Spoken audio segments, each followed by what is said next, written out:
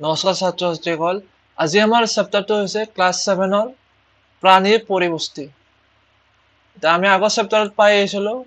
কেনেকৈ উদ্ভিদে পৰিপুষ্টি গ্ৰহণ কৰে, উদ্ভিদে কেনেকৈ খাদ্য গ্ৰহণ কৰে, সেই পদ্ধতিবোৰ আছিল। বিশেষকৈ সকলোবোৰ উদ্ভিদে, বেছিভাগ উদ্ভিদে কি হয়, স্বপৰিপুষ্টি, মানে নিজৰ খাদ্য নিজে প্ৰস্তুত কৰিব পাৰে। আৰু প্ৰচেছটো হৈছে সালোক সংশ্লেষণ আছিল। আমি কেনেকৈ সূৰ্যৰ পোহৰৰ সহায়ত কাৰ্বন ডাই অক্সাইড আৰু পত্ৰৰ সৈতে কেনেকৈ সৌৰশক্তি শক্তিখিনি গ্ৰহণ কৰি পানী, খনিজ লৱণ, কাৰ্বন ডাই অক্সাইড ব্যৱহাৰ কৰি কাৰ্বহাইড্ৰেট প্ৰস্তুত কৰে, এই বিষয়ে আমি চাই আহিছোঁ চেপ্টাৰত। এইটো আছিল উদ্ভিদৰ পৰিপুষ্টি। আমাৰ নেক্সট চেপ্টাৰটো হৈছে, আজিৰ চেপ্টাৰটো হৈছে প্ৰাণীৰ পৰিপুষ্টি। প্ৰাণীৰ ক্ষেত্ৰত কি হ'ব? প্ৰাণীৰ ক্ষেত্ৰত যিহেতু প্ৰাণীয়ে নিজে খাদ্য প্ৰস্তুত কৰিব নোৱাৰে, মানে উদ্ভিদৰ নিচিনা সালোক সংশ্লেষণ প্ৰক্ৰিয়া প্ৰাণীত নহয়, তেতিয়া কি হ'ব? প্ৰাণীয়ে আনৰ পৰা খাদ্য গ্ৰহণ কৰিব। প্ৰাণীয়ে কি কৰে? আন জীৱৰ পৰা। এই জীৱ হ'ব পাৰে, উদ্ভিদো হ'ব পাৰে, নাইবা বেলেগ প্ৰাণী হ'ব পাৰে। ঠিক আছে, আমি যেতিয়া খাদ্য খাওঁ, আমি কেতিয়াবা উদ্ভিদো খাওঁ, ধান যি আমি খাওঁ, চাউল বা যি ময়দা থাকে, আটা, যিমান খাদ্য আছে, ব্ৰেড, আমি তাৰ পৰা ব্ৰেড বনাওঁ। ঠিক আছে, এইবিলাক হৈছে উদ্ভিদ। উদ্ভিদৰ পৰা আমি শাক, ফল মূল, যিমান ভেজিটেবলছ আছে, শাক পাচলি আছে, সেইবোৰ আমি উদ্ভিদৰ পৰা পাওঁ। আৰু কিছুমান কি হয়, আমি প্ৰাণীৰ পৰা গ্ৰহণ কৰোঁ, যেনেকে মাছ, মুৰ্গীৰ মাংস, এইবিলাক পঠা ছাগলীৰ মাংস, এইবিলাক কি হৈছে, প্ৰাণীৰ পৰা আমি মাংস হিচাপে আমি পৰিপুষ্টি গ্ৰহণ কৰোঁ। এতিয়া কি হয়, তোমালোকে চাই লোৱা, প্ৰাণীৰ পৰিপুষ্টিয়ে সামৰিলা দিশবোৰ হৈছে পৰিপোষক প্ৰয়োজনীয়তা, খাদ্য গ্ৰহণ প্ৰণালী আৰু শৰীৰত এইবোৰৰ ব্যৱহাৰ। এতিয়া প্ৰাণীৰ পৰিপুষ্টিত আমি কি পঢ়িম? প্ৰাণীক কি নিউট্ৰিচন কি লাগে, খাদ্য গ্ৰহণ প্ৰণালী কেনেকুৱা, আৰু আমি শৰীৰত কেনেকে খাদ্যবোৰ গ্ৰহণ হয়। এতিয়া গম পালা কথাখিনি, মূল কথাখিনি আমি শিকিম। খাদ্য গ্ৰহণৰ বিভিন্ন প্ৰণালী আছে। প্ৰথম প্ৰচেছটো, পৰিপুষ্টি লাভ কৰাৰ কাৰণে কি কৰিব লাগিব? প্ৰাণীয়ে খাদ্য গ্ৰহণ কৰিব লাগিব। এতিয়া বিভিন্ন খাদ্যৰ বেলেগ বেলেগ প্ৰচেছ। মৌ-মাখি এটা বেলেগকে খায়, হামিং বাৰ্ড বেলেগে যি ফুলৰ মৌ চুহি খায়, কিন্তু মানুহ আৰু শিশুৰ ক্ষেত্ৰত এইটো প্ৰচেছটো বেলেগ হ'ব। খাদ্য গ্ৰহণ যি আমি কৰোঁ, সেই কথাটো বেলেগ হ'ব। ঠিক আছে, গৰু, ছাগলী, ভেড়া, এইবিলাকৰ ক্ষেত্ৰত বেলেগ হ'ব। কাৰণ সিহঁতে কি হয়, পাগলি খায়, মানে যি ঘাঁহ বন যি খাই লয়, সেইবিলাকে কি বুলি কয়, ৰুমিনেণ্ট এনিমেল। আমি এইবোৰ ভালকে চাই লওঁ নেক্সট টপিকত। ঠিক আছে, এতিয়া মূল কথাখিনিত আহা, এই আমাৰ যি খাদ্য গ্ৰহণ কৰি ললো, খাদ্য গ্ৰহণ কৰাৰ ফলত কি হয়, আমি ধৰি লওক আপেল এটা খাই দিলো, আপেল এটা খাই দিয়াৰ লগে লগে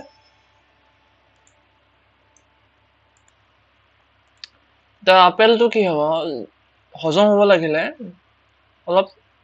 সৰু হ'ব লাগিব। আপেলৰ এই টুকুৰাবোৰ আমি ডাইৰেক্ট আমাৰ শৰীৰে গ্ৰহণ কৰিব নোৱাৰে। এই জটিল টুকুৰাবোৰ, দ্ৰব্যবোৰ কি কৰিব লাগিব, সৰল দ্ৰব্য হ'ব লাগিব। চাই লোৱা, আমি কল খাই দিলো, আপেলৰ সলনি ইয়াত কলত দেখা আছে ফটোটোত। কলটো যদি কি হয়, আমি যেতিয়া চবাই দিম দাঁতেৰে, তেতিয়া কি হ'ব, সৰু সৰু টুকুৰা হৈ যাব। আৰু টুকুৰাত কি থাকিব, carbs are broken down to glucose. গ্লুক'জৰ সৰু সৰু টুকুৰালৈ মানে পৰিৱৰ্তন হৈ যাব। এতিয়া জটিল আছিল, তাৰ পৰা কি হ'ব, সৰল দ্ৰব্যলৈ পৰিৱৰ্তন হ'ব। এই গ্লুক'জবোৰে কি হয়, আমাৰ শৰীৰত থকা যি তেজ আছে, তেজৰ নলিকাবোৰত আমাৰ ব্লাড ষ্ট্ৰীমৰ সৈতে যাব পাৰে। গ্লুক'জবোৰ ডাঙৰ ডাঙৰ টুকুৰাবোৰ আমাৰ শৰীৰৰ তেজৰ নলিকাৰ মাজতে যাব নোৱাৰে, আৰু তাৰ ফলত কি হয়, গোটেই দেহে শক্তিখিনি নাপাব। সেইকাৰণে কি হয়, এইটো বহুত ইম্পৰ্টেণ্ট যে খাদ্যবোৰ আমি হজম হয়, তেতিয়া আমাৰ দেহে শক্তিখিনি পাব। সেই একে চিষ্টেম, আমি যেতিয়া ব্ৰেড খাই দিম, ব্ৰেডটো আমি চবাই দি ভাঙি যাব, আৰু তাৰ পৰা তেজৰ দ্বাৰা এই গোটেই প্ৰচেছটো হৈছে আমাৰ ডাইজেশ্যন বা পাচন প্ৰক্ৰিয়া বুলি কয় অসমীয়াত। তোমালোকে চাই লোৱা আন এটা কথা, এইখিনি কথা বুজি পালা জটিলৰ পৰা সৰল হোৱা পদ্ধতি কি হ'ব ডাইজেশ্যন বুলি ক'ব তাৰ কোৱেশ্চন আহিব পাৰে তোমালোকৰ পাচন কি পাচন যদি কি প্ৰশ্নটো আহে তেতিয়া উত্তৰটো থাকিব খাদ্যৰ জটিল উপাদানবোৰ সৰল দ্ৰব্যলৈ পৰিৱৰ্তিত কৰা প্ৰক্ৰিয়াকে ডাইজেশ্যন বোলে ঠিক আছে নেক্সট আছে আমাৰ ইণ্টাৰেষ্টিং কথা আছে তৰা মাছৰ বিষয়ে তৰা মাছে কি কৰে কেলছিয়াম কাৰ্বনেটৰ টান খোলাৰ বাবে আৱৰি থকা প্ৰাণীবোৰ খায় ষ্টাৰফিছ বিলাকে কি হয় আৰু কি কৰে খোলাটো খোলাৰ পাছত তৰা মাছে মুখেৰে টপককৈ ইয়াত পাকস্থলীটো উলিয়াই আনি খোলাৰ ভিতৰত থকা কোমল প্ৰাণীটো খায় এই প্ৰচেছটো তোমালোকে ইয়াত চাই লোৱা কেনেকে ষ্টাৰফিছে তৰা মাছে আমাৰ খোলা থকা প্ৰাণীৰ খাদ্যখিনি গ্ৰহণ কৰে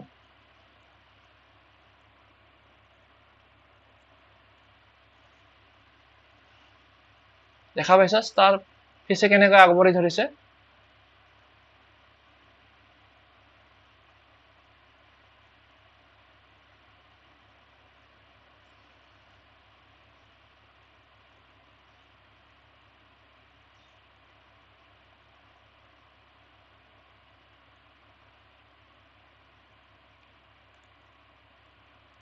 এনেকৈ ষ্টাৰফিছে কি কৰে আমাৰ নেক্সট আছে আমাৰ মানুহৰ পাচন ক্ৰিয়া মানুহৰ পাচন ক্ৰিয়াৰ বিষয়ে তোমালোকে জানিব লাগিব মানুহৰ পাচন যি ক্ৰিয়া হয় তাত যি প্ৰথম আৰম্ভণি হৈছে এইটো হৈছে মুখগহ্বৰ মুখগহ্বৰৰ মাজেৰে আমি কি কৰো খাদ্য গ্ৰহণ কৰো যি হওক ফল মূল যিকোনো খাদ্য আমি যি খাদ্য গ্ৰহণ কৰো সেইটো মুখগহ্বৰেদি আহিব লাগিব আৰু তাত থকা দাঁতৰ মাজেৰে কি হ'ব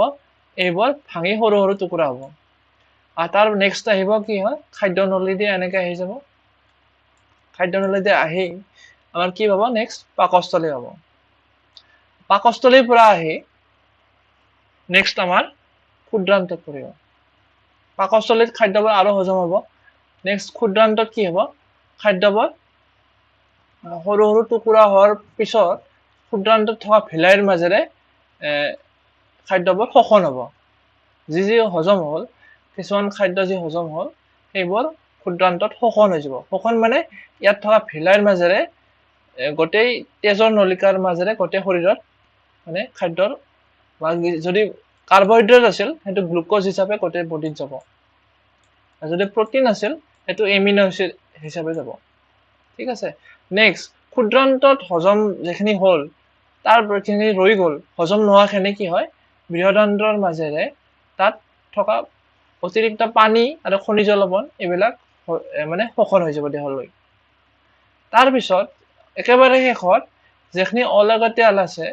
সেই মলাশয়ৰ মাজেৰে পায়ুৰ দ্বাৰা আমাৰ ওলাই যাব শৰীৰৰ পৰা এই হৈছে গোটেই চিষ্টেমটো আৰু এই চিষ্টেমটোত আমি ভালকে এইখিনি কথাখিনি চাই লওঁ চ' প্ৰথম কি হ'ল আমাৰ মুখগহ্বৰ আহিল নেক্সট আছিল আমাৰ গ্ৰাহনলিকা বা গ্ৰাহিকা নেক্সট আছিল পাকস্থলী ক্ষুদ্ৰান্ত বৃহদান্ত্ৰ আৰু শেষত কি হয় মলাশয় বা পায়ুত শেষ হয় এই গোটেই প্ৰচেছটো কি ক'ব আমাৰ খাদ্য নলীৰ প্ৰচেছ আৰু খাদ্য নলী যদি প্ৰশ্ন আহে কেইটা ভাগত ভাগ কৰিব পাৰে এইকেইটা লিখিব লাগিব ছয়টা আৰু এইটো কি কয় এলিমেণ্টাৰী কেনেল বুলিও কয় ইংলিছত বা পাচন পথ পাকস্থলী আৰু ক্ষুদ্ৰান্তৰ ভিতৰৰ বেৰবোৰে খাদ্য নলীৰ লগত যুক্ত হৈ বিভিন্ন গ্ৰন্থি যেনে লালতী গ্ৰন্থি যকৃত অগ্নাশয় পাচক ৰসে নিঃসৰণ কৰে এতিয়া কি হয় খাদ্য হজম হোৱাত কিহে সহায় কৰে যেতিয়া মুখগহ্বৰত থাকিব খাদ্যটো তেতিয়া লালতী গ্ৰন্থিৰ পৰা কিছুমান পাচক ৰস নিঃসৰণ হ'ব তাত থকা কাৰ্বহাইড্ৰেটবোৰ ইয়াত হজম হৈ যাব আমি যি ফল আপেল মিঠাই এইবোৰ খাদ্য তাত থকা যি কাৰ্বহাইড্ৰেট থাকে ইয়াত মুখতে ভাঙি যাব আৰু পাকস্থলীত কি হ'ব পাচক ৰস হ'ব যি প্ৰটিন জাতীয় খাদ্য খাওঁ সেইবোৰ আমাৰ ইয়াত পাকস্থলীত হজম হৈ যাব ঠিক আছে আৰু অগ্নাশয়ে কি কৰিব অগ্নাশয় আছে আমাৰ ইয়াত এই অংশটো অগ্নাশয় কি হয় প্ৰটিন হজম হোৱাত সহায় কৰে ই পাচক ৰস দি দিব পাকস্থলীত পৰিব আৰু ইয়াৰ দ্বাৰা কি হয় আমাৰ প্ৰটিনবোৰ হজম হয় আৰু পিত্তস্থলীৰ পৰা কি হ'ব আমাৰ পিত্তৰস ওলাব আৰু পিত্তৰসে কি কৰিব চৰ্বিজাতীয় খাদ্যবোৰ যি আছে আমাৰ তেলজাতীয় খাদ্য সেইবোৰ হজম কৰাত সহায় কৰিব চৰ্বিজাতীয় খাদ্যবোৰ সৰু সৰু টুকুৰাত মিছিলছ বুলি কয় ইংৰাজীত সেইবোৰত হজম কৰাত সহায় কৰিব ঠিক আছে নেক্সট আছে আমাৰ মুখ আৰু মুখগহ্বৰ আমি গম পালো প্ৰথম খিনিয়ে হৈছে আমাৰ মুখেৰে খাদ্য গ্ৰহণ কৰোঁ আমি আৰু এই প্ৰক্ৰিয়াটোক কি কয় অন্তঃগ্ৰহণ বুলি কয় যদি কোৱেশ্চন আহে অন্তঃগ্ৰহণ কি তেতিয়া তোমালোকে লিখিব তোমালোকে লিখিবা এনেকে আমি মুখেৰে খাদ্য গ্ৰহণ কৰা প্ৰক্ৰিয়াটোকে কি কয় অন্তঃগ্ৰহণ বুলি কয় বা ইংৰাজীত ইনজেকচন ঠিক আছে নেক্সট আছে আমাৰ দাঁতৰ বিষয় আমাৰ শৰীৰ কাৰণ দাঁত নহলে আমাৰ খাদ্যবোৰ কি হয় সৰু সৰু টুকুৰাত বা সৰল কৰা সহজ নহব ঠিক আছে কিন্তু এটা কথা চাই লওঁ আমাৰ সৰু কালত কি থাকে কিছুমান দাঁত থাকে আৰু সেই 4-5 বছৰ পিছত কি হয় আমাৰ দাঁতবোৰ সৰি যায় আৰু পিছত 8-9 বছৰ মানত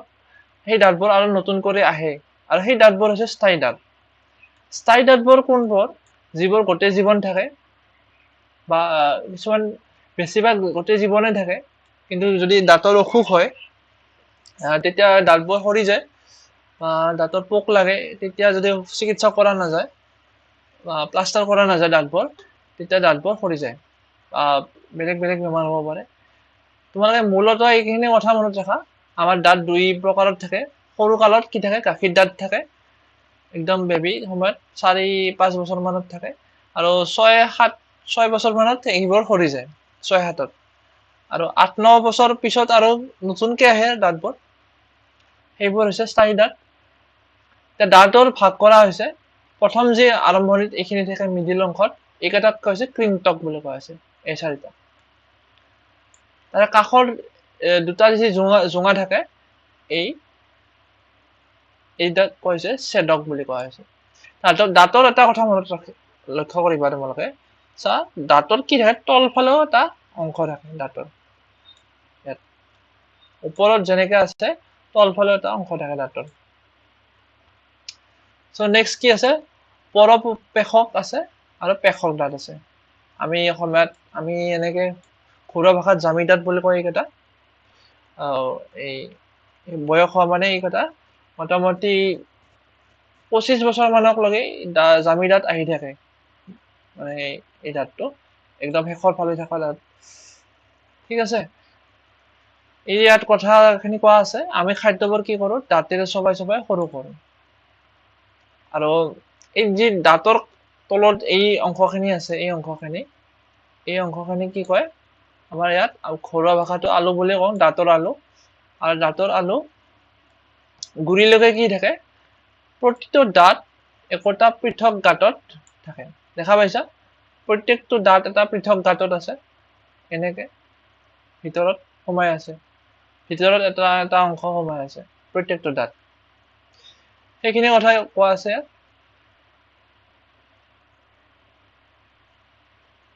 নেক্সট এটা ইম্পৰ্টেণ্ট কথা কোৱা আছে যেতিয়া আমি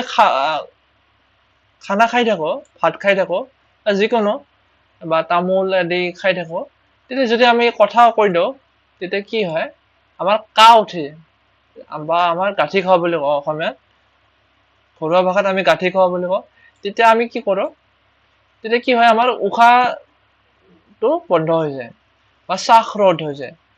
এনেকুৱা লাগে যেন ভয় লাগি যায় এই সময়ত আৰু কি হয় সেই খাদ্যৰ কণিকাবোৰ আৰু শ্বাস নলীত প্ৰৱেশ কৰিলে এনেকুৱা হয়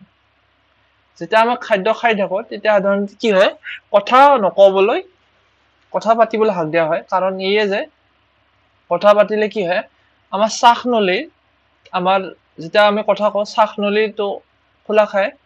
আৰু খাদ্য খাই থাকিলে শ্বাস নলীৰ ভিতৰত আমাৰ খাদ্য প্ৰৱেশ কৰি যাব পাৰে শ্বাস নলীত যেতিয়া খাদ্য প্ৰৱেশ কৰি দিয়ে তেতিয়া আমি কাহি দিওঁ বা আমাৰ গাঁঠি খোৱা বুলি কওঁ তেতিয়া আমাৰ কি হয় খাদ্যখিনি আমি ওলাবলৈ চেষ্টা কৰো যি শ্বাস নলীত সোমাইছে আৰু কেতিয়াবা এই যদি সংকটপূৰ্ণ অৱস্থাত গুচি যায় তেতিয়া বহুতৰ মৃত্যু হয় কাৰণ যদি শ্বাস নলীত খাদ্য টুকুৰা সোমাই যায় তেতিয়া শ্বাস বন্ধ হৈ যাব শ্বাস প্ৰশ্বাস আৰু শ্বাস প্ৰশ্বাস বন্ধ হ'লেতো জানাই মানুহৰ মৃত্যু হৈ যাব, কাৰণ ব্ৰেইনে যদি অক্সিজেন নাপায়, এই ইয়াত থকা ব্ৰেইনে, তেতিয়া কি হ'ব, আমাৰ দেহৰ মৃত্যু হৈ যাব, ব্ৰেইন ডেথ। চ' কি হয়, খাদ্য খোৱাত সময়ত সাৱধান থকা উচিত, বিশেষকৈ কথা নোকোৱাই সেইটো ভাল, সেই অভ্যাসটো কৰাই ভাল। বিশেষকৈ ভাত তামোল আদি খোৱাৰ সময়ত বহুতে বহুত সৰল ল'ৰা ছোৱালী কি হয়, গুটি লাগি লেচু গুটি এইবিলাক লাগি মৰি যায়, এইবিলাক বহুত সাৱধান সেইকাৰণে। নেক্সট আমাৰ ইম্পৰ্টেণ্ট কথা আছে এটা, জিভাখন। জিভাখন যি আছে আমাৰ, সকলোৰে জিভা আছে, জিভাত কি আমি পাওঁ, স্বাদ পাওঁ বা সোৱাদ পাওঁ। জিভাৰ কি হয়, বিভিন্ন অংশ আছে, বিভিন্ন অংশত জিভাৰ সোৱাদটো আমি বেলেগকে পাওঁ।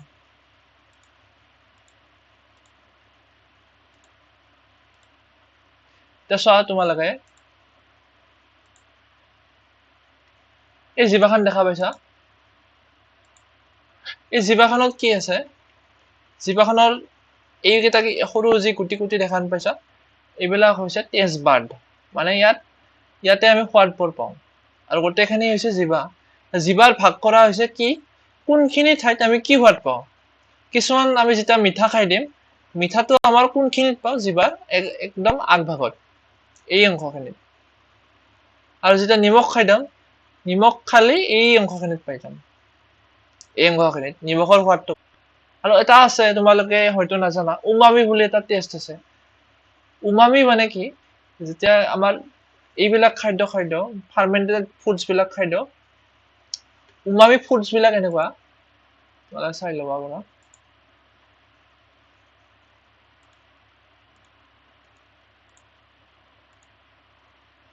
গাজৰ ব্ৰকলি এইবিলাক, কণী মটৰ মাছ এইবিলাকৰ এটা টেষ্ট আছে, সেইটো হৈছে উমামি। চ' নেক্সট হৈছে আমাৰ ইম্পৰ্টেণ্ট পাকস্থলী। পাকস্থলী গম পালো, খাদ্য গ্ৰহণ নহয় এনেকে গ্ৰহিকাৰ দ্বাৰা কি হয়, পাকস্থলীত যায়, এইখিনি আমি চাই ললো।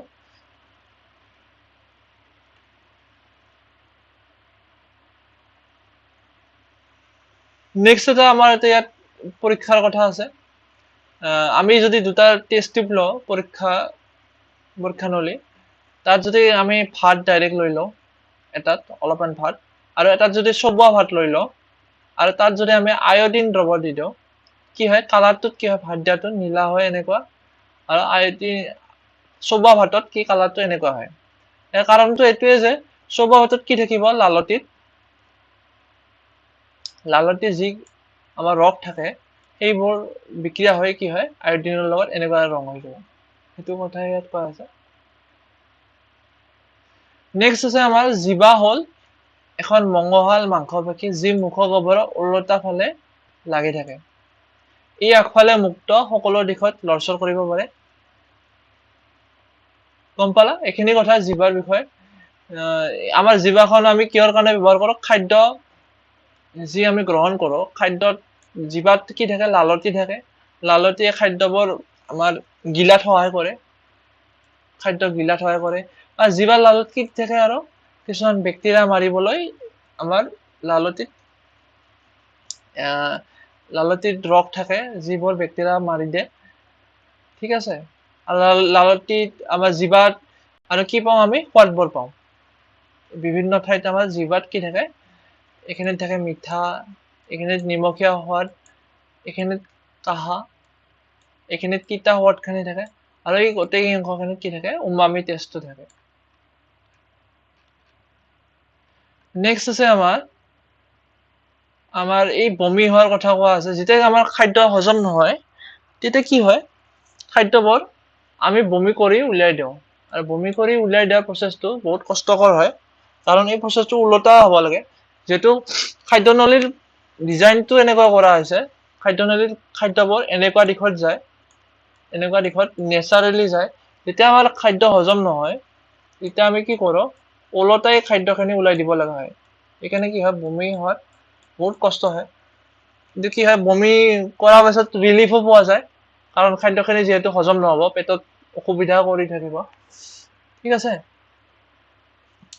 সেইখিনিয়ে কথা ইয়াত। নেক্সট আমাৰ পাকস্থলীৰ বিষয়ে কিছু কথা আছে ইয়াত। পাকস্থলীটো তোমালোকে দেখা পালা, এনেকুৱা শেপটো এনেকুৱা এটা চেপেটা ইউৰ নিচিনা, আৰু এই খাদ্যনলীৰ আটাইতকৈ বহল অংশ। খাদ্যনলী দেখা পাইছা, আটাইতকৈ বহল অংশ এইটোৱে। আৰু তাৰপিছত কি হয়, গম পালো আমি খাদ্যনলী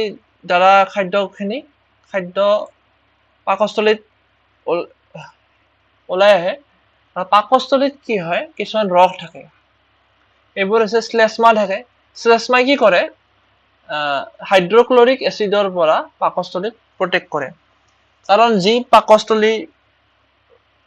আমাৰ খাদ্যবোৰ হজম হোৱাৰ কাৰণে বা বীজাণু বা বেক্টেৰিয়াই মাৰিবৰ কাৰণে কি থাকে, এটা এচিড থাকে, হাইড্ৰক্লৰিক এচিড। আৰু এচিডে কি কৰিব পাৰে, পাকস্থলীৰ মাংসটো মানে গেলাই দিব পাৰে এচিডে। কিন্তু তাৰ প্ৰটেকশ্যনৰ কাৰণে কি থাকে, শ্লেষ্মা থাকে, এটা মিউকাছ লেয়াৰ থাকে পাকস্থলীৰ ভিতৰত। এই পাকস্থলীৰ ভিতৰত কি থাকে, এটা শ্লেষ্মাৰ আৱৰণি থাকে। তাৰ ফলত কি হয়, যেতিয়া আমাৰ HCl আমাৰ হাইড্ৰক্লৰিক এচিড নিহৰণ হয়, কিন্তু ইয়াক এফেক্ট নকৰে, মানে নষ্ট নকৰে শৰীৰক। শ্লেষ্মাই কি কৰে, পাকস্থলীৰ ভিতৰ তৰফটোক ৰক্ষা কৰে, আৰু এচিডে খাদ্যৰ আমাৰ বেক্টেৰিয়া ধ্বংস কৰে, আৰু পাকস্থলীক কি কৰে, আম্লিক মিডিয়াম কৰি তোলে, মানে এচিডিক কৰি তোলে। ঠিক আছে, নেক্সট কি হয়, পাকস্থলী ৰসে পাচক ৰসে প্ৰটিনবোৰক ভাঙি সৰল উপাদানলৈ কৰে। প্ৰটিন আছিল, প্ৰটিনবোৰ কি কৰিব, এমিনো এচিডলৈ পৰিৱৰ্তন কৰিব। নেক্সট আছিল আমাৰ ক্ষুদ্ৰান্ত। ক্ষুদ্ৰান্তটো চাওঁ, পাকস্থলীত যেতিয়া আমাৰ হজম হ'ল কিছু খাদ্য যেনেকৈ প্ৰটিন, তাৰপিছত নেক্সট আহিব আমাৰ ক্ষুদ্ৰান্ত। ক্ষুদ্ৰান্তটো কিমান দীঘল, 7.5 মিটাৰ, অতিকৈ পাকখোৱা নলী। এতিয়া চাই লওক ক্ষুদ্ৰান্তটো কেনেকে।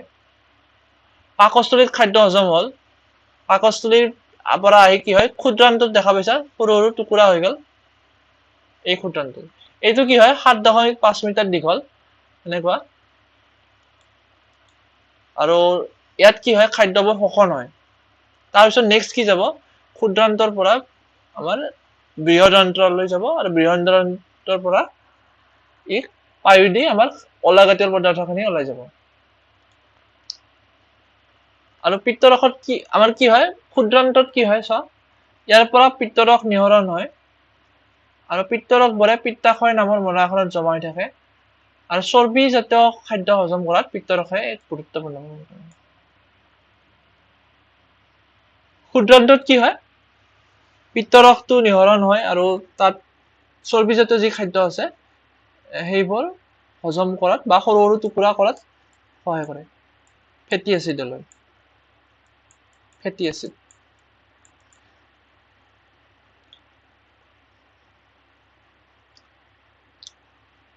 ঠিক আছে, ইয়াত যকৃত আৰু আমাৰ ক্ষুদ্ৰান্তত কি হয়, ইয়াত যকৃত আৰু অগ্নাশয়ৰ পৰা নিহৰণৰ ৰস গ্ৰহণ কৰে, তাৰ পৰা বেৰবোৰে ৰস নিহৰণ কৰে। যকৃত পেটৰ অংশৰ পৰা সোঁফালে অৱস্থিত ৰঙচুৱা মাটিয়া ৰঙৰ গ্ৰন্থি। যকৃত মানে হৈছে লিভাৰ, আৰু ই দেহৰ আটাইতকৈ ডাঙৰ গ্ৰন্থি। তাৰপিছত প্ৰশ্ন আহে, আমাৰ দেহৰ আটাইতকৈ ডাঙৰ গ্ৰন্থি কি, তোমালোকে লিখিব লাগিব যকৃত গ্ৰন্থি। আৰু ইয়াৰ পৰা কি নিহৰণ হয়, পিত্তৰস নিহৰণ হয়। পিত্তৰস ক'ৰ পৰা নিহৰণ হয়, যকৃতৰ পৰা।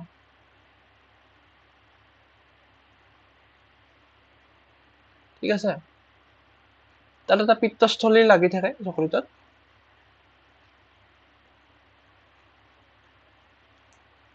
ছবিটো দিয়া আছে না, এইটো পিত্তস্থলী। ইয়াৰ পৰা কি হয়, পিত্তৰসটো নিহৰণ হয়, আৰু পিত্তৰসে কি কৰে, চৰ্বিজাতীয় খাদ্যবোৰ হজম কৰে। তোমালোকে এইখিনি কথা কৈছিলো। নেক্সট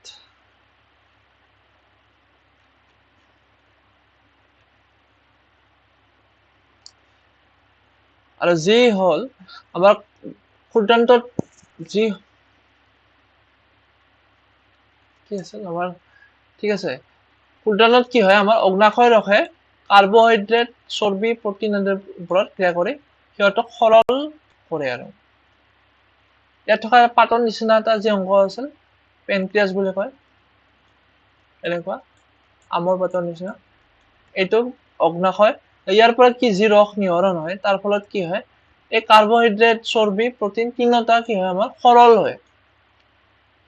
মানে জটিলৰ পৰা সৰল আৰু অধিক সৰল হয় নেক্সট আমাৰ কি হ'ব যি পাচন হ'ল খাদ্যখিনি তাত ক্ষুদ্ৰান্তৰ তলৰ অংশলৈ যায় ক্ষুদ্ৰান্ত তোমালোকে দেখা পাইছা এই ওপৰত অংশত যি আমাৰ হজম হ'ল পাচন হ'ল তাৰ নেক্সট তললৈ আহি থাকে আৰু তলত কি হয় ক্ষুদ্ৰান্ত ৰসে খাদ্যৰ সকলো উপাদানৰ ভৰ সম্পূৰ্ণৰূপে পাচন ঘটায় আমাৰ যি পাচনৰ কাৰ্য আছে আমাৰ ইয়াত কমপ্লিট হৈ যায় আৰম্ভণি ক'ত হয় মুখগহ্বৰত তাৰপিছত পাকস্থলীত হয় তাৰপিছত ক্ষুদ্ৰান্তত অগ্ৰভাগ আমাৰ এইখিনি গোটেই অংশ খাদ্য তিনিটা উপাদান আছিল প্ৰটিন কাৰ্বহাইড্ৰেট আৰু চৰ্বি জাতীয় এই গোটেইখিনি কি হয় আমাৰ ইয়াত হজম হয় বা পাচন হৈ যায় নেক্সট আছে আমাৰ কি হয় শোষণ আমাৰ পাচন খাদ্য জটিল আছিল জটিলৰ পৰা কি হ'ল সৰল হ'ল নেক্সট আমাৰ কাম হৈছে শোষণ মানে দেহে শক্তিখিনি পাব লাগিব খাদ্যখিনি এইটো হৈছে শোষণ আৰু শোষণটো ক'ত হ'ব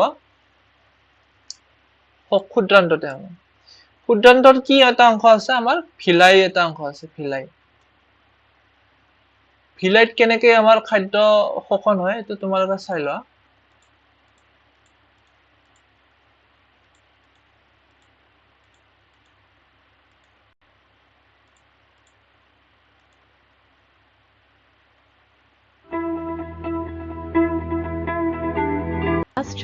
Food is changed by the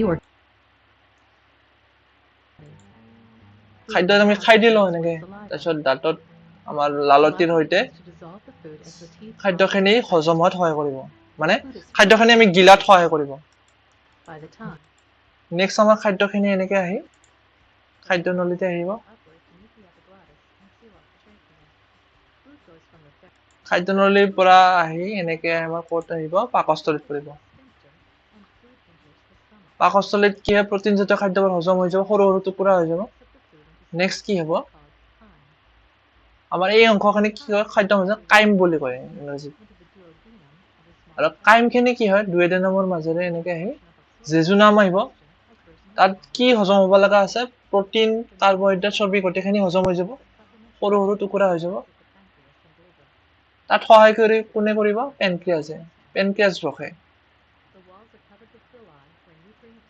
next কি হ'ব ভিলাই যি আছে আমাৰ ক্ষুদ্ৰান্তত থকা ভিলাইবোৰে কি কৰিব আমাৰ খাদ্যত যি সৰু সৰু টুকুৰাবোৰ হ'ল সেইবোৰ গ্ৰহণ কৰিব তেজৰ মাজেৰে আৰু যিবোৰ যি আনডাইজেষ্টেড হৈ আছিল আমাৰ হজম নোহোৱা আছিল সেইখিনি বৃহদান্ত্ৰৰ মাজেৰে এনেকে যাব সোমাই যাব আৰু তাত কি হ'ব পানী শোষণ হ'ব আৰু যি আমাৰ ভিটামিন আছে সেইখিনি শোষণ হ'ব আৰু বাকীখিনি অলাগতিয়ালখিনি ওলাই যাব পায়ুৰ মাজেৰে ঠিক আছে সেইখিনি কথাত ভিলাইত কি হয় আমাৰ শোষণ হয় খাদ্য যি সৰল হৈছিল শোষণৰ পদাৰ্থবোৰক তেজৰ ক্ষুদ্ৰ নলীৰ দ্বাৰা দেহৰ বিভিন্ন অংশলৈ পৰিবহন হয় আৰু দেহৰ প্ৰয়োজনীয় জটিল পদাৰ্থ যেনে প্ৰটিন প্ৰস্তুত হোৱাত ব্যৱহাৰ হয় ইয়াক কি কয় পৰিমিশ্ৰণ বুলি কোৱা হয় কোষবোৰত কি হয় আমাৰ গোটেই আমাৰ দেহত যিমান অংগ প্ৰত্যংগ আছে সকলো অংগ প্ৰত্যংগক কি লাগে শক্তি লাগে আৰু শক্তিৰ কাৰণে কি লাগিব শক্তি প্ৰস্তুত কৰিবলৈ কি লাগিব খাদ্য লাগিব খাদ্যবোৰ হৈছে গ্লুকোজ প্ৰটিন এইবোৰ আৰু গ্লুকোজে কি কৰিব গ্লুকোজ যেতিয়া ভাঙি যাব তাৰ পৰা শক্তি উৎপন্ন হ'ব আৰু এই শক্তিৰ দ্বাৰা গোটেই আমাৰ দেহৰ কামবিলাক চলি থাকিব চলন ফুৰণ বিভিন্ন অংগ প্ৰত্যংগৰ কামবোৰ ৰাসায়নিক বিক্ৰিয়াবোৰ চলি থাকিব ইয়াত এই কথা লিখা আছে শক্তি উৎপন্ন হয় আৰু পাচন আৰু শোষণ হোৱা খাদ্যবোৰ কি হয় বৃহদান্ত্ৰত প্ৰৱেশ কৰে আমি গম পালো বৃহদান্ত্ৰত কি হয় আমাৰ যি পানী আছিল আৰু খনিজ লৱণ মানে কিছুমান ভিটামিন আছে আমাৰ সেইবোৰ কি হয় শোষণ কৰি লয় আৰু যি অৱশিষ্ট আছে সেইখিনি মলাশয়লৈ গুচি যায় আৰু এই গোটেই প্ৰচেছটো আমি বায়ুৰে ওলাই যোৱা প্ৰচেছটোক আমি কি ক'ব চিষ্টেমটো মলত্যাগ এই গোটেইখিনি ইম্পৰ্টেণ্ট খাদ্য গ্ৰহণৰ পৰা মলত্যাগক লগি আমাৰ গোটেইখিনি চিষ্টেম ইম্পৰ্টেণ্ট আমাৰ জীৱন এটা জীয়াই থকাৰ কাৰণে খাদ্য গ্ৰহণ যিমান মানে গুৰুত্বপূৰ্ণ মলত্যাগ মানে যিখিনি আমাৰ অপ্ৰয়োজনীয় অৱশিষ্ট আছে সেইখিনি পৰিত্যাগ কৰাটো ইম্পৰ্টেণ্ট এই গোটেই যেতিয়া আমাৰ গোটেই প্ৰচেছটো চলি থাকে ধুনীয়াকে খাদ্য গ্ৰহণ হজম শোষণ মলত্যাগ তেতিয়াহে আমাৰ দেহটো কি হয় সুস্থ বুলি ক'ব পাৰো যদি এটা ক্ষেত্ৰতো যদি আমাৰ সমস্যা হয় তেতিয়া কি হ'ব আমাৰ দেহটো অসুস্থ হৈ পৰিব ঠিক আছে নেক্সট আছে আমাৰ ইম্পৰ্টেণ্ট এটা তৃণভোজী প্ৰাণীৰ পচন তৃণভোজী মানে হাৰ্বিভৰ আমাৰ গৰু ছাগলী ভেড়া ঘোঁৰা এইবোৰ তৃণভোজী প্ৰাণী তৃণভোজী প্ৰাণীৰো কিছুমান ভাগ আছে কিছুমানে কি কৰে ঘাঁহটো পাগলি খায় মানে প্ৰথমতে ঘাঁহবোৰ জল্দি খাই দিলাক তাৰপিছত কি হয় আৰামছে ৰেষ্ট লৈ ঘাঁহবোৰ পাগলি থাকে সেইবোৰক কি থাকে পাকস্থলীৰ 4টা কোঠালি থাকে 4টা আৰু সেইবোৰক কি প্ৰাণী বুলি কয় ৰুমিনেণ্ট প্ৰাণী আৰু ৰুমিনেণ্ট এনিমেল পাগুলা যি কাম কৰে পাগুলা খাদ্য পাগুলে যি প্ৰাণীয়ে পাগলি খায় সেইবোৰক কি কয় ৰুমিনেণ্ট প্ৰাণী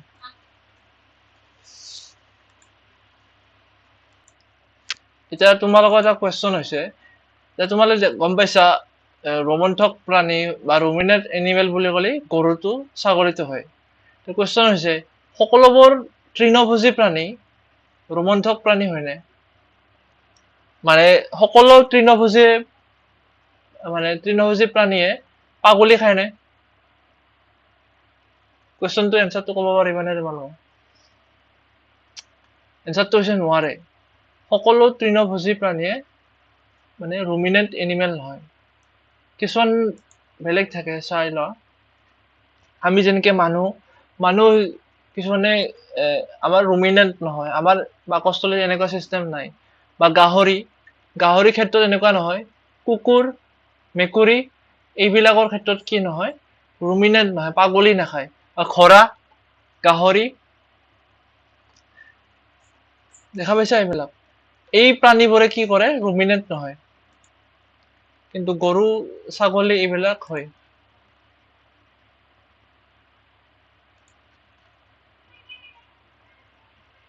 জিৰাফ এইবিলাক হৰিণা মহ ভেড়া এইবিলাক হৈছে ৰুমিনেণ্ট এনিমেল বা আমাৰ ৰোমন্থক প্ৰাণীবিলাকৰ কি হয় এটা কেৰেক্টাৰ হৈছে তেহেৰ পাকস্থলীৰ 4টা ভাগ থাকে এনেকুৱা আৰু পাকস্থলীৰ ক্ষেত্ৰত কি হয় এটা চিকাম নামৰ এটা অংশ থাকে বহুত চিকামত কি হয় আমাৰ বিশেষকৈ কি হয় ঘাঁহত অধিক পৰিমাণৰ চেলুলোজ থাকে এই ঘাঁহবোৰ যি খায় গৰু ছাগলীয়ে তাত চেলুলোজ থাকে চেলুলোজবোৰ হৈছে বেলেগ একো নহয় এক ধৰণৰ কাৰ্বহাইড্ৰেটে হয় আৰু কাৰ্বহাইড্ৰেটবোৰ মানুহে হজম কৰিব নোৱাৰে এই চেলুলোজ হজম কৰাৰ কাৰণে আমাৰ এটা দেহত অংগ আছিল আগৰ সময়ত এপেণ্ডিক্স বুলি কিন্তু কি হয় আজিকালি এপেণ্ডিক্সৰ ব্যৱহাৰটো নোহোৱা হৈ গৈছে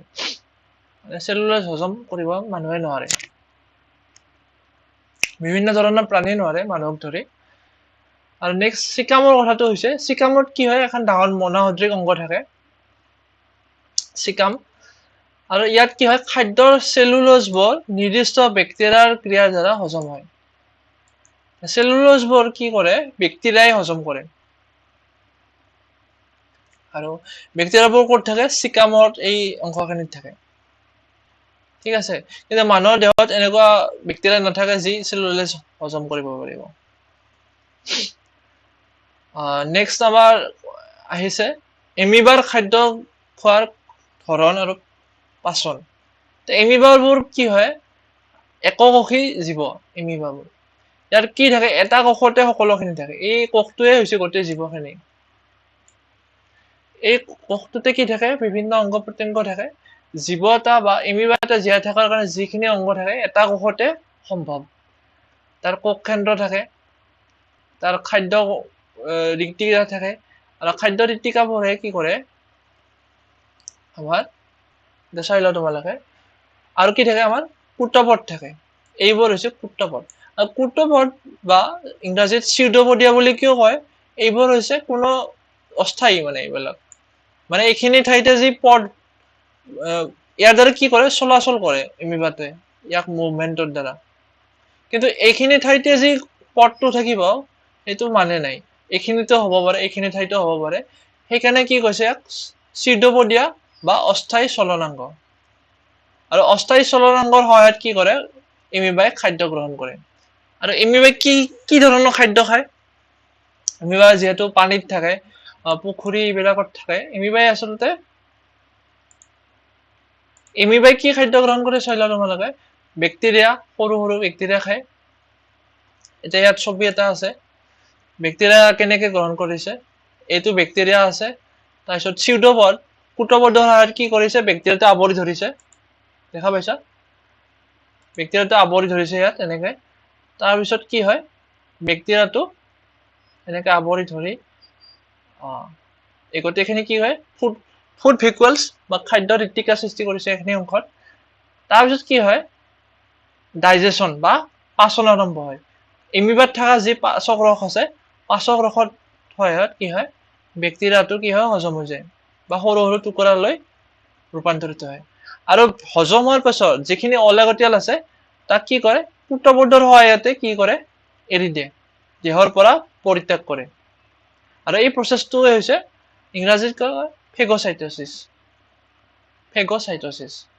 আৰু এমিবাই এনেকৈ খাদ্য গ্ৰহণ কৰে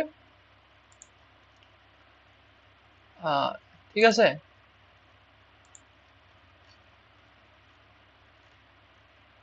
ডায়েট বুলি ক'লে এমিবাই কি কৰে আৰু পিনোচাইটোসিসৰ দ্বাৰাও খাব পাৰে নেক্সট আছে আমাৰ এইখিনিয়ে এমিবাই আৰু আদাৰ প্ৰতিষ্ঠা আছে যিবিলাক এনেকুৱা জীৱ আছে এমিবাৰ নিচিনা সৰু সৰু টুকুৰা ক্ষুদ্ৰ ক্ষুদ্ৰ জীৱবিলাক প্ৰতিষ্ঠা সেইবোৰ খাব পাৰে আৰু কিছুমান এমিবাই ডেট্ৰিভোৰাছ বা মৃত অৰ্গেনিক মেটেৰিয়েল খাব পাৰে জৈৱিক পদাৰ্থ যদি মৃত জৈৱিক পদাৰ্থ আছে সেইবোৰ এমিবাই খাদ্য হিচাপে গ্ৰহণ কৰিব পাৰে সো সেইখিনিয়ে এমিবাই কি কৰিব পাৰে মূল কথাখিনি মনত ৰাখা এমিবাই এটা কোষ থাকে আৰু ইয়াৰ কি থাকে ঋতিকা থাকে ভেকুৱালছ থাকে আৰু ইয়াৰ এমিবাই কি হয় নিজৰ আকাৰ সলনি কৰিব পাৰে ইয়াৰ কুটপদ যি আছে কুটপদৰ আকাৰ সলনি হৈ থাকে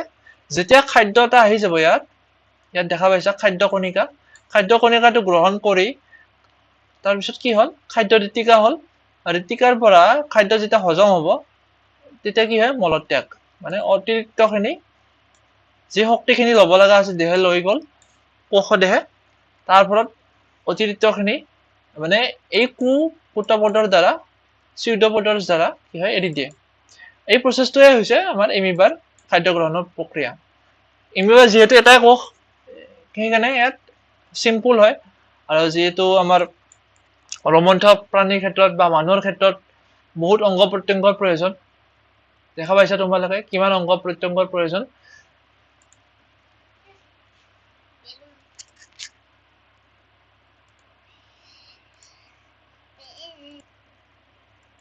সো এইখিনিয়ে আছিল আমাৰ প্ৰাণীৰ পৰিপুষ্টিৰ মূল কথাখিনি আমাৰ কি বিষয়ে পঢ়িলো মানুহৰ বিষয়ে মানুহ তৃণভোজী প্ৰাণীৰ বিষয়ে তৃণভোজী প্ৰাণীৰ দুটা ভাগত আছিল আমাৰ ৰোমন্থক প্ৰাণী আৰু কিছুমান ৰোমন্থক প্ৰাণী নহয় ৰোমন্থক প্ৰাণীৰ ক্ষেত্ৰত কি হয় পাকস্থলীৰ 4টা ভাগ থাকে আৰু তাতে কি থাকে চিকাম থাকে আৰু চিকামত কি হয় চেলুলোজবোৰ হজম হয় আৰু ৰোমন্থক প্ৰাণীবোৰে কি কৰে পাগলি খায় সেইকাৰণে সিহঁতক কি কয় ৰুমিনেণ্ট এনিমেল বুলি কোৱা হয়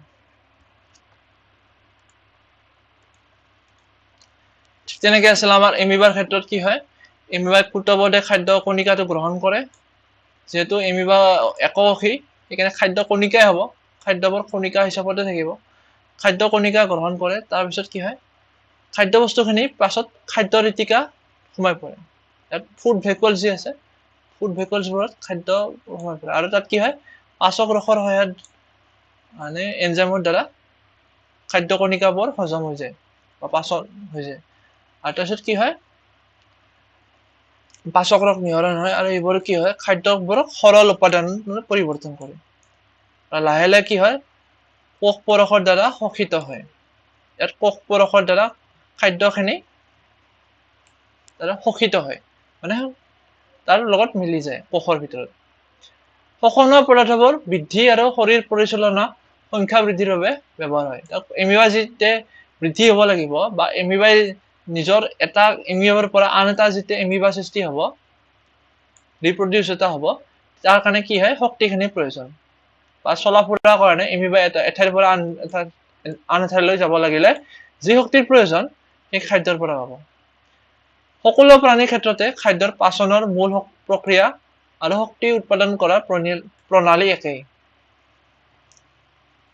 এতিয়া গম পালো পাচন আৰু শক্তি মূল প্ৰক্ৰিয়াখিনি একে কাৰণ পাচন হ'ব লাগিলে গ্ৰহণ হ'ব লাগিব খাদ্য গ্ৰহণ মানুহৰ ক্ষেত্ৰতে হওক বা তৃণভোজী প্ৰাণী বা গ্ৰহণ হ'বই লাগিব তৃণভোজী বা এককোষীৰ ক্ষেত্ৰত তাৰপিছত কি হ'ব লাগিব নেক্সট পাচন আৰু একদম শেষত কি হ'ব প্ৰচেছটোত মলত্যাগ হ'ব লাগিব মানে যেখিনি বৰ্জিত মানে অপ্ৰয়োজনীয় যিখিনি হজম নহয় বা পাচন নহয় সেইখিনি অংশ কি হ'ব মলত্যাগ হিচাপে কৰিব এই তিনিটা প্ৰচেছ গোটেইতে একে সেইটো কথা ইয়াত কোৱা হৈছে বাকি মূল কথাখিনি চেপ্টাৰৰ এইখিনিয়ে বাকি তোমালোকে কোৱেশ্চনখিনি একবাৰ চাই লোৱা মানুহৰ পাচনৰ প্ৰধান স্তৰবোৰ এই তোমালোকে পাইছা 6টা যি আছিল মুখগহ্বৰ খাদ্যনলী এনেকে যি আছিল সেই 6টা মানুহৰ দেহত থকা আটাইতকৈ ডাঙৰ গ্ৰন্থিটো হৈছে তোমালোকক কৈ আছো এই প্ৰশ্নটো যদি আহে এনসাৰটো কি হ'ব এটো হ'ব যকৃত পাকস্থলীয়ে হাইড্ৰক্লৰিক এচিড আৰু কি ৰস লয় হাইড্ৰক্লৰিক এচিড আৰু ইয়াত কি থাকিব হাইড্ৰক্লৰিক এচিড আৰু পাচক ৰস থাকিব নেক্সট আছে আমাৰ কোৱেশ্চন ক্ষুদ্ৰান্তৰ ভিতৰত বেৰখনত বহুত আঙুলিৰ নিচিনা প্ৰবৰ্ধ থাকে তাক আমি পাই আহিছো ছবি বা ভিডিঅ' হিচাপত চাই আহিছো কি থাকে আমাৰ ভিলাই থাকে এনেকুৱা আঙুলিৰ নিচিনা দীঘল ভিলাই বুলি কয় নেক্সট কোৱেশ্চন এমিবাৰ খাদ্য ক'ত হজম হয় এমিবাৰ খাদ্য হজম হয় খাদ্য ঋত্তিকাত ইয়াত আছে খাদ্য ঋত্তিকা আৰু ইংৰাজীত ক'ব ফুড ভেকুৱাল নেক্সট আছে আমাৰ যদি বাক্যবোৰ সঁচা হয় সু চিন দিবা আৰু মিছা হলে অচিন দিবা চেতহাৰৰ পাচন পাকস্থলীত আৰম্ভ হয় চেতহাৰৰ পাচন আমাৰ কি হয় পাকস্থলীত আৰম্ভ নহয় ক'ত হয় আমাৰ আমি আৰম্ভণিতে দেখা পাই আহিছো চেতহাৰ বা কাৰ্বহাইড্ৰেট জাতীয় খাদ্যৰ হজম পাচন ক'ত হয় মুখগহ্বৰত সেইটো সেইকাৰণে কি হ'ব এইটো অশুদ্ধ জিবাই লালতিৰ লগত খাদ্য মিহলোৱাত সহায় কৰে অবভিয়াছলি জিবাই কি কৰে খাদ্য গিলাত সহায় কৰে আৰু খাদ্যখিনি যি বেক্টেৰিয়া থাকে সেইবোৰ মাৰাত সহায় কৰে জিবাত যি লালতি থাকে এতিয়া কি হ'ব এইটো জিবাই লালতিৰ লগত খাদ্য মিহলোৱাত সহায় কৰে শুদ্ধ নেক্সট আছে আমাৰ পিত্তাশয়ে অস্থায়ীভাৱে পিত্তৰস জমা কৰে কি হ'ব এইটো পিত্তাশয়ে অস্থায়ীভাৱে পিত্তৰস জমা কৰে নে ইয়েছ ট্ৰু শুদ্ধ ৰোমন্থকে গিলি খোৱা ঘাঁহবোৰ মুখলৈ উলিয়াই আনি কিছু সময়ৰ বাবে চবাই থাকে তো আমি পাই আহিছো ৰোমন্থক প্ৰাণীবোৰে গৰু ছাগলীবোৰে কি কৰে পাগলি খায় আৰু এই প্ৰচেছটো শুদ্ধ নেক্সট কোৱেশ্চন আছে আমাৰ নিম্নলিখিত শুদ্ধ উত্তৰত এই ৰাইট চিনটো দিয়া ঠিক আছে স্নেহ পদাৰ্থ সম্পূৰ্ণভাৱে হজম হয় ক'ত হয় স্নেহ পদাৰ্থ সম্পূৰ্ণৰূপে হজম হয় ক্ষুদ্ৰান্তত আমি পাই আহিছো এইখিনি কথা নেক্সট কোৱেশ্চন পাচন নোহোৱা আহাৰৰ পৰা প্ৰাণীৰ প্ৰধানকৈ শোষণ হয় পাচন নোহোৱা আহাৰৰ পৰা পানীৰ শোষণ ক'ত হয় যেতিয়া ক্ষুদ্ৰান্তত আমাৰ সকলো হজম হৈ যায় বাকীখিনি ক'ত হ'ব চাই লওঁ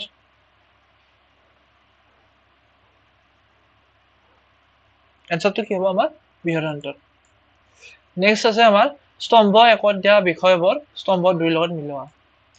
খাদ্যৰ উপাদান আছে খাদ্যৰ পাচনৰ ফলাফল আছে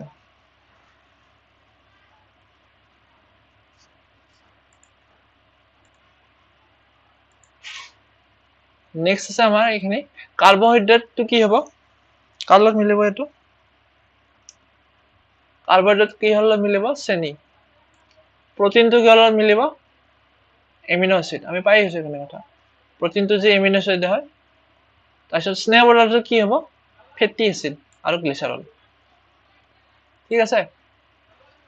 বাকি আমাৰ কোৱেশ্চন আছে ভিলাই কি এখিনি কেমেৰা অৱস্থিত কাৰ্যখিনি তোমালে লিখিবা এখিনি আগত আছে ধুনীয়াকৈ কিতাপত চাই লবা পিত্তৰক ক'ত উৎপন্ন হয় খাদ্যৰ কোনটো উপাদান হজম কৰা হয় পিত্তৰক ক'ত হয় পিত্ত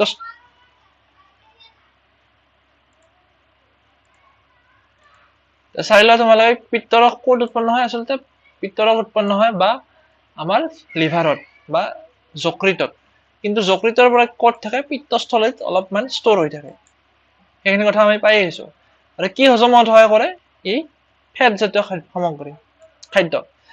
ফেট জাতীয় খাদ্য বা চৰ্বি জাতীয় খাদ্য হজমত সহায় কৰে ৰোমন্থক প্ৰাণী হজম কৰিব পৰা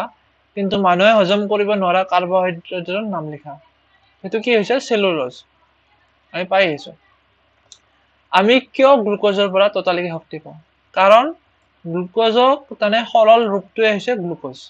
গ্লুকোজটো তেজৰ মাজেৰে সোমাই যাব পাৰে গোটেই শৰীৰত সেইকাৰণে কি হয় যেতিয়া আমি গ্লুকোজটো খাই দিওঁ ডাইৰেক্ট এটো সৰল অৱস্থাতে থাকে জটিল অৱস্থা পৰা সৰল কৰিব লগা নাই কাৰণ ই সৰল হৈয়ে আছে আৰু আমি ডাইৰেক্ট খাই দিলি গোটেই শৰীৰে ইয়াৰ এনাৰ্জিখিনি পাই যায় ঠিক আছে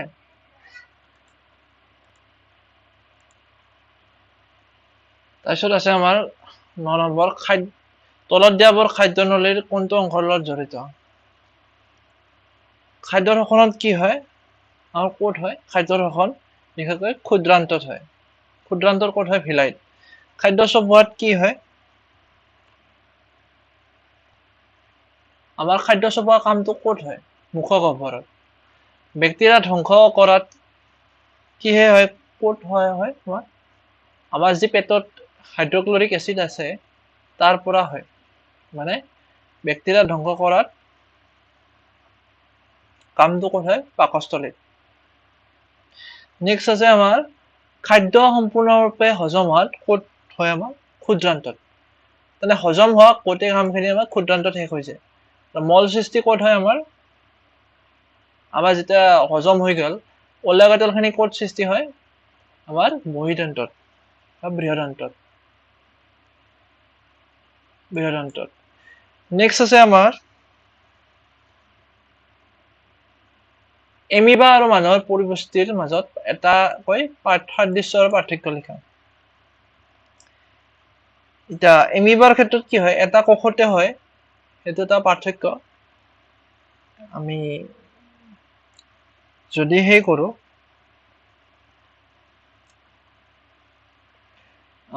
যদি সিমিলাৰিটি বিচাৰিছে চাও সাদৃশ্য বিচাৰিছে তেতিয়া কি হয় মুখ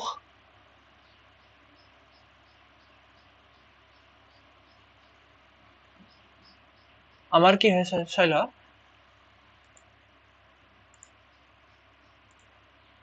সাদৃশ্য মানে কি এতে আমাৰ কি হ'ব আমাৰ এইখিনি কথা তোমালোকে মনত ৰাখিবা তাতে কি হ'ব খাদ্য গ্ৰহণ হয় এইখিনি কথা গ্ৰহণ হয় পাচন হয় আৰু কি হয় মলত্যাগ হয় এই গোটেইখিনি কথা এমিবাটো হ'ব আমাৰ মানুহৰ ক্ষেত্ৰতে হ'ব আৰু বৈসাদৃশ্য বা পাৰ্থক্য হলে কি হ'ব আমাৰ এমিবা হৈছে এককোষী জীৱ মানুহ হৈছে বহুকোষী জীৱ ইয়াত বিভিন্ন অংগ প্ৰত্যংগ আমাৰ আছে যে হজম কৰাত সহায় কৰে খাদ্য পাচনত সহায় কৰে তাৰপিছত শোষণ হয় এই প্ৰচেছটো বহুত জটিল হয় কিন্তু এমিবাৰ ক্ষেত্ৰত কি হয় খাদ্যখিনি ক'ত জমা হ'ব খাদ্য ঋতিকাত আছে তাতে কি হয় পাচক ৰস হৈ আহিব আৰু খাদ্যবোৰ টুকুৰা টুকুৰি হৈ সৰু টুকুৰা হৈ আমাৰ শোষণ হৈ যাব কোষ পৰশত এমিবাৰ ভিতৰত তো মানুহৰ ক্ষেত্ৰত এনেকুৱা নহয় প্ৰচেছটো জটিল হয় নেক্সট আছে আমাৰ 11 নম্বৰ স্তম্ভ 1ৰ বিষয়বোৰৰ লগত স্তম্ভ 2ৰ উপযুক্ত বিষয়বোৰ মিলোৱা ইয়াত কি আছে প্ৰথমটো হ'ব আমাৰ লালতি গ্ৰন্থিটো কিহৰ লগত মিলিব লালতি নিহৰণ কৰে আৰু পাকস্থলীটো কি হ'ব আমাৰ পাকস্থলীত কি হয় চাই লোৱা একবাৰ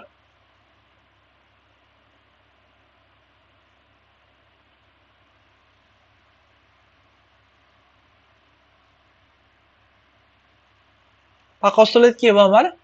আমাৰ HCl যি আছিল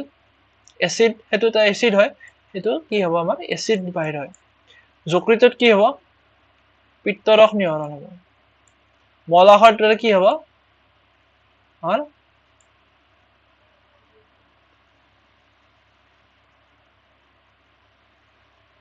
আমাৰ যি হজম নোহোৱা খাদ্যখিনি আছে সেইখিনি পাচন নোহোৱা খাদ্যত সঞ্চয় হ'ব তাৰপিছত বৃহদন্ত্ৰ যি আছে ক্ষুদ্ৰান্ত আছে নেক্সট ক্ষুদ্ৰান্তত কি হ'ব আমাৰ পাচন সম্পূৰ্ণ হ'ব এইটো আৰু বৃহদন্ত্ৰত কি হ'ব আমাৰ পানী শোষণ হ'ব